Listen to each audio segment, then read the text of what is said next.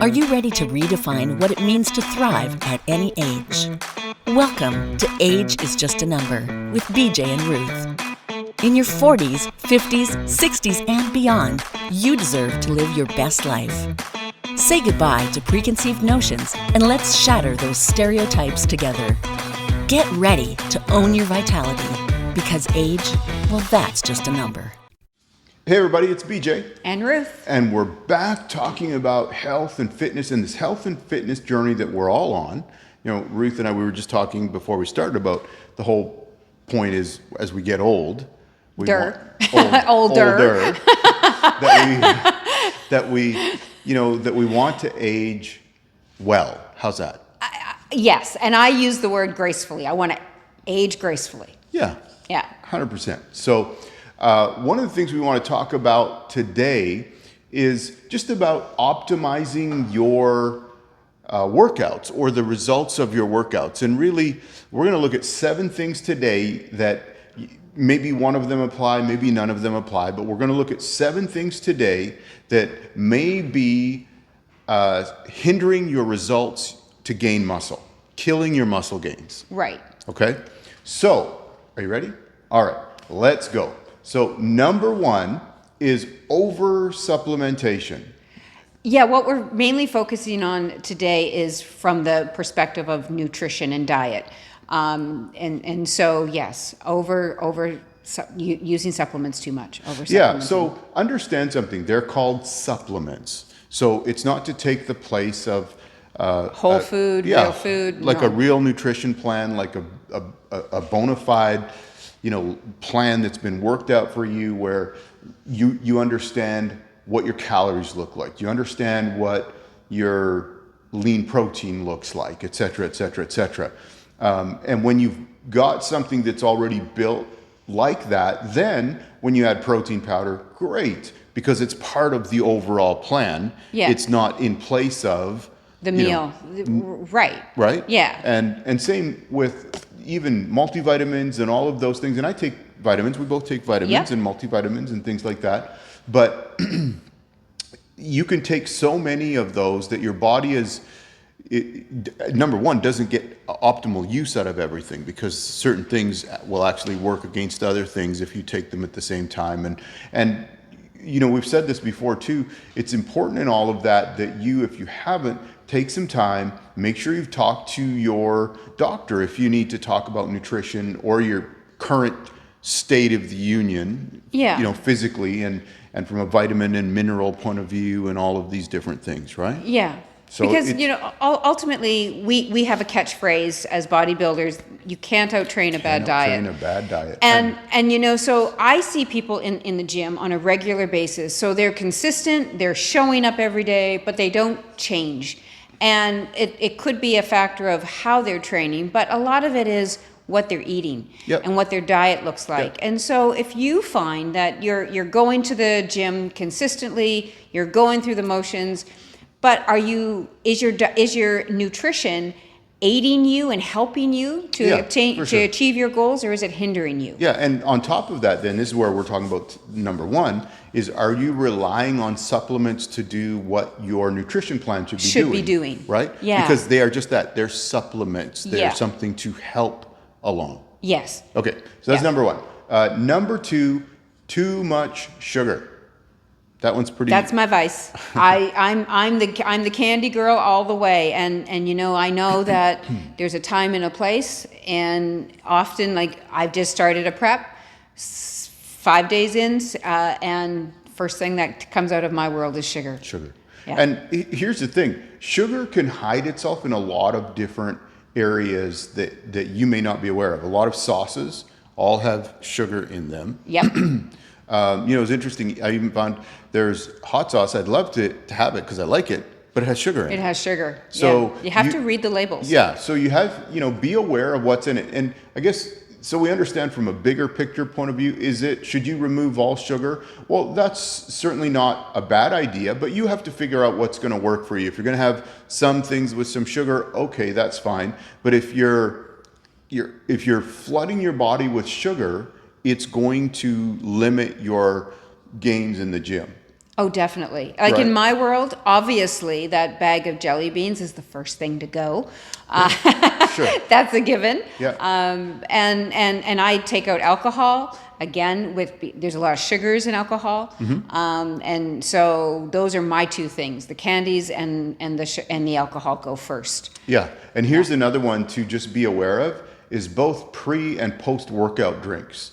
They don't all have sugar, but some of them do. Same thing, read the label, know what it is you're putting in your body. Yeah. And if there's sugar in it, then it's probably in your best interest. How's that? It's probably in your best interest to navigate around that. There are so many natural sugar substitutes now. Yeah. Whether it's stevia, monk fruit, I drink... agave, there's so many. Yeah, and I drink coffee up until a certain time, and then I drink mostly tea. But when I have tea, I like to have it sweetened. So I have a combination of stevia and monk fruit that I put in my tea. Yeah.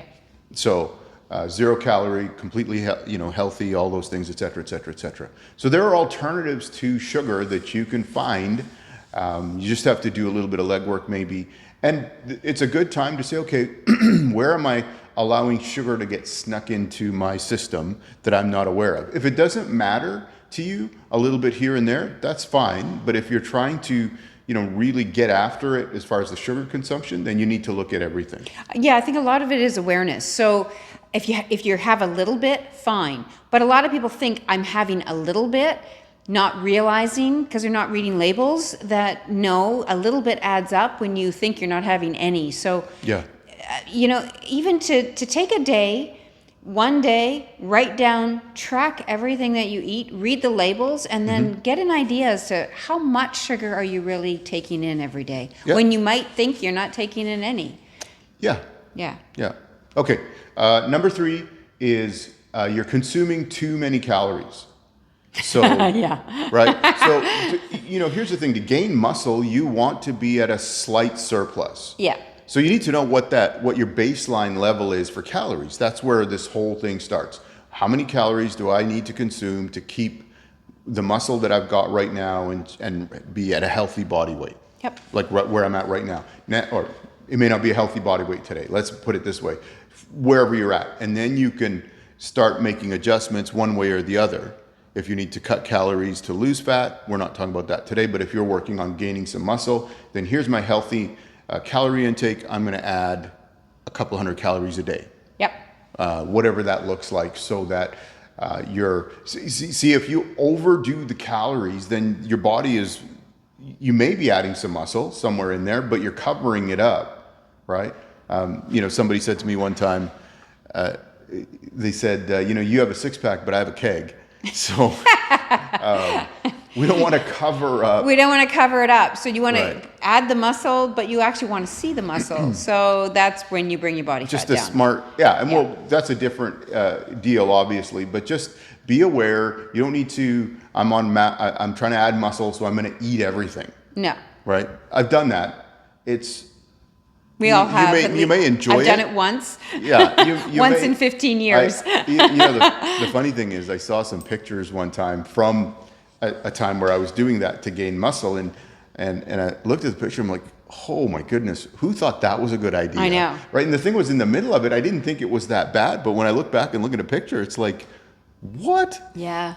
Yeah. What? Why did I think this was okay? Yeah. No, right? I did it once, and then ever since then, I never did it again. Yeah. Yeah. Okay, that's number 3. Number 4 is fast food. Simple. It's almost self-explanatory, but fast food, all sorts of added sauces, all sorts of things that are going to be added calories to whatever you're consuming, and nutritionally maybe not the best, right? Right.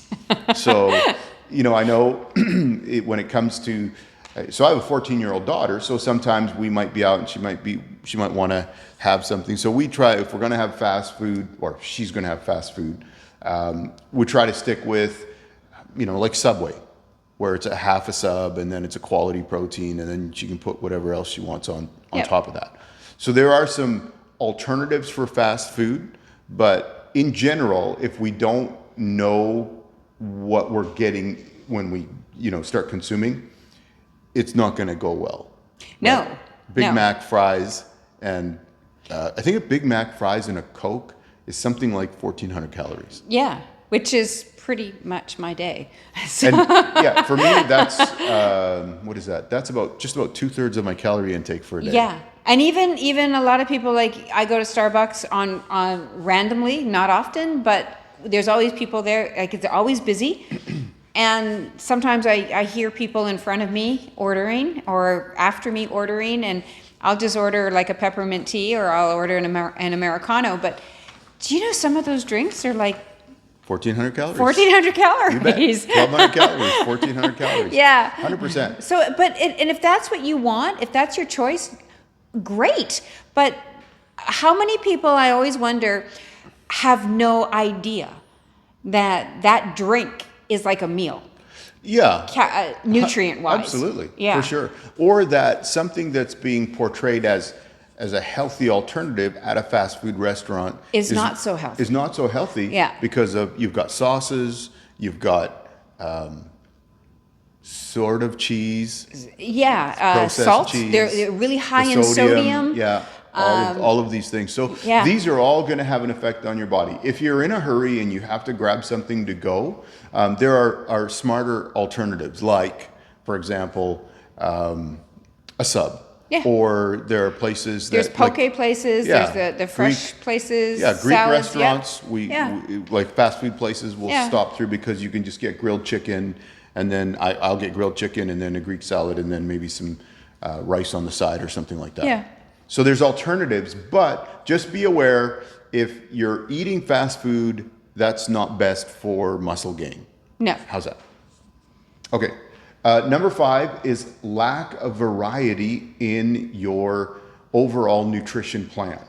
So there's 2 parts to this. Number 1, if you can get bored with what you're eating, and you'll be more inclined to eat whatever, right? Okay. Yeah. In your nutrition plan, if it's like, oh, I have to eat this chicken breast again. Chicken, broccoli, and brown rice 6 times a day. Right, yeah. And it's just so plain and so we talked about this in a different episode, but you can season your food appropriately and everything else so it tastes better. The other part about not wanting to get stuck in kind of the monotony of the same thing is you're going to miss out on a full nutrition scheme for your body. You're going to become deficient in certain nutrients because you're not eating. Let's say you don't have salad, example. The fibrous right? carb, yeah. Or something like there's the nutritional value of what's there, the nutrients, the micronutrients, et cetera, et cetera. So it's just making sure that you're taking a wide variety of quality calories in. How's that? Yeah, and I think that a lot of it boils down to it's the concept of diet versus lifestyle. Because if a lot of people will put themselves on a diet, and so they'll eat, a certain way day after day after day, but they're not able to do that every single day. Yeah, it's not permanent. Yeah. And so why don't you create healthy food choices where now it's becoming a lifestyle? And so, it's a different approach to it. Yeah, and for sure. And again, you want a variety of nutrients getting into your system so that when you supplement, it's just that. It's a supplement to help. Yeah. It's not the main part of everything here. Yeah. Okay, number 6 is you're eating too close to your workout. So generally speaking, if you're eating before your workout, you want to eat somewhere in the 2 to 3 hour range before you go to the gym. Number 1, so that your body's properly digested your food. Yeah. And so then your body can start working on training instead of digesting. And number 2, you don't want to end up, let's say you eat something and then you go straight to the gym and you're going to do squats. Typically, I don't know about you guys, but I don't do well doing squats with a stomach full of food that is trying to get digested. No, and it's knowing what the nutrients do. I think we've all done it as bodybuilders, eaten something maybe too high in fat, and then gone to the gym to do legs. Right. and then wanting to throw up halfway through. Right. Because fat is slower to digest, and so your gut is full, and then you start pushing the biggest muscle group of the body, and your body's like, I don't think so. Yeah. I'm not feeling so good. Sure. When I used to run long distance, and anyone who runs marathons can attest to this, that if you eat a lot of fiber and then go for a run and it's too close, you're going to end up with cramps, and you're going to end up, because your body is trying to digest that, and then here you go, and so it's learning. Right. And the other thing is, you certainly don't want to end up with gas at the gym because your body's trying to digest. Yeah. Right? It's not comfortable for you. No. It's not good for anybody else. No, it's not. We're all in a closed environment. But it puts you in a state, it's not comfortable. So and so don't learn and don't do that. So so that's a simple one. But we're talking about what we can do so that our nutrition plan is not killing our muscle gains. It's not killing the So you want to go to the gym basically ready to go. Food is fuel. Yeah. So fuel up, be smart about it. Yeah. So it's going to help you, not hinder you. Okay. And number 7, this one is become very popular in the last, the last little while anyway, is too much fasting. Now, let me qualify. Intermittent fasting is a great tool in your health journey and in the whole plan of what you're doing and everything like that. So we're not saying don't do intermittent fasting, right? Don't do anything like that. But you have to recognize where and when your intermittent fasting may be having an effect on your body's ability to add muscle. Right. Or grow the muscle that you have, or recover from your workouts, or those kind of things. So we're not saying fasting is something you shouldn't do. Nope. But like anything, you need to do some research about what fits best for you for fasting and for intermittent fasting. Yeah. Typically for me, it ends up, as I go into pre-contest, at some point it becomes like intermittent fasting, because I've finished my last meal and let's say it's 6 o'clock and I'm not going to eat again until 8 o'clock in the morning. So when I get back from the gym, right? So, but you need to know what that looks like. Are you fasting too much so that your muscles aren't able to recover and grow? Yeah, because I think a lot of it is look at, if you choose to do intermittent fasting, fabulous. But look at then, when do you typically train? Morning, afternoon, evening.